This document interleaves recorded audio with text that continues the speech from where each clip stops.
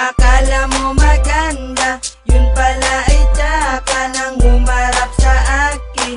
Nandilim ang paningin, muntik ko nang sapakin. Nag-iinarte pa, gusto yata samain. Bakit chicks ka ba? Akala mo maganda, yun pala ay tsaka nang humarap sa akin. Nandilim ang paningin, muntik ko nang sapakin. Nag-iinarte pa, gusto yatang samain. Bakit chicks ka ba?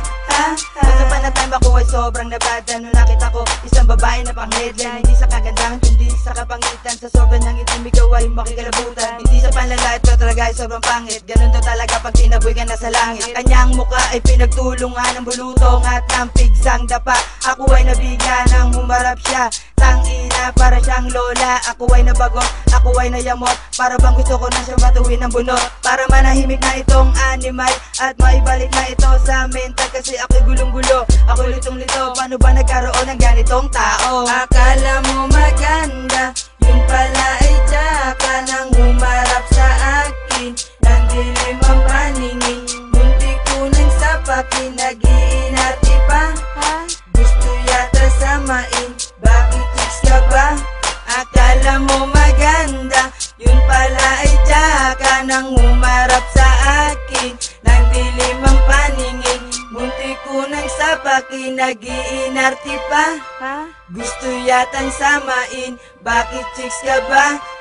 Ama nagtataray, itong babaeng mukhang nanay. Naasan ba naman ako ng kanyang pilay? Pag nakatalikod di mo to mapapansin. Parang ang sarap-sarap niyang pisilin. Bitang humarap ay sobrang itim. Napakasarap niyang sungal-ngalin. Sa unang tingin ay para siyang lalaki, pero pag tumagal kayo'y matatae. At nang siya'y sa'kin ay bigla ang lumapit, ako ay nainis bagat bigla ang nagsungit. Then ang naisip ko ngayong panlait ay hindi nga siya aswang bagos libag na buhay. Nako Diyos ko, naka-short pa ang buang, pero ang biti niya ay dagdag na ng bakoka. Ayoko pa naman ang gawaing panlalait. Ang pangyayaring to sana ay di na maulit na. Akala mo maganda, yun pala ay tsaka nang humarap sa akin. Nandilim ang paningin, muntik ko nang sapakin. Nag-iinarte pa, gusto yata samain. Bakit chicks ka ba?